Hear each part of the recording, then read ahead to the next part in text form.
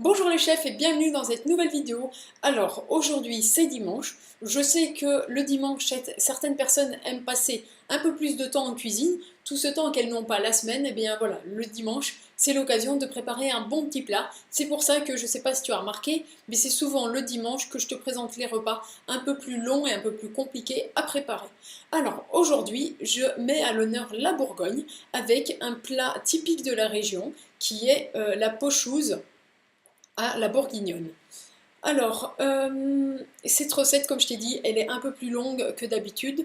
Les ingrédients, ils font pas trop peur, donc du poisson, du marc de Bourgogne, lardon, du vin blanc, farine, beurre, ail, échalote, le bouquet garni, le poireau, les carottes. Au niveau de la préparation, comme tu peux le voir ici, ça se corse un peu. Même si on reste en Bourgogne, ça se corse. Alors, peler la gousse d'ail est hachée, peler les échalotes, voilà tout ça. Ensuite, dans une grosse cocotte, rassembler les parures des poissons, bouquet garni, l'ail, les échalotes, poireaux, carottes, verser le vin blanc. Tu couvres ça et tu laisses cuire 45 minutes. En fait, tout ce paragraphe-là, ça va te servir à faire, comme tu vois ici au fond de l'assiette, cette sauce pour ton plat. Alors ensuite, bien sûr, la sauce, il faut la passer dans un chinois. Alors la façon un peu détournée mais un peu plus simple de faire cette recette, mais attention, on va quand même la changer, il s'appellera plus pochouse, mais tout ça, en fait, tu peux remplacer en achetant, par exemple, de la soupe de poisson. Voilà. Et ensuite, dans cette sauce que tu as fait, tu vas mettre le beurre, la farine, tu vas l'incorporer au bouillon. En fait, qu'est-ce que ça fait, le beurre et de la farine? Le beurre et la farine, je te rappelle que c'est la base de la béchamel. Donc avec ce beurre et cette farine, qu'est-ce que tu vas faire? Tu vas tout simplement épaissir ton bouillon.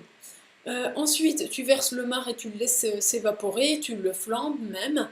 Et voilà, ajouter le bouillon, les lardons et les morceaux de poisson, compter 15 minutes de cuisson avant de servir. Et en fait, ensuite, tu vas cuire ton poisson justement dans ce bouillon. Donc, si je résume avec de la soupe de poisson, tout ça c'est remplacé par de la soupe de poisson. Tu peux y ajouter peut-être le poireau et les carottes si ça y est pas. Voilà, tu rajoutes poireau, carottes, tu fais chauffer ta soupe de poisson pour que le poireau et les carottes soient cuits. Ensuite, si ta soupe de poisson est trop liquide, tu rajoutes du beurre et de la farine pour l'épaissir. Tu flambes avec du marc et ensuite tu mets ton poisson et tu fais cuire 15 minutes. Donc voilà une façon plus simple mais différente de faire cette recette. Et tu vois qu'ici c'est accompagné avec des pommes de terre qui n'a pas marqué dans la recette. Mais voilà, tu peux accompagner cette recette de pommes de terre.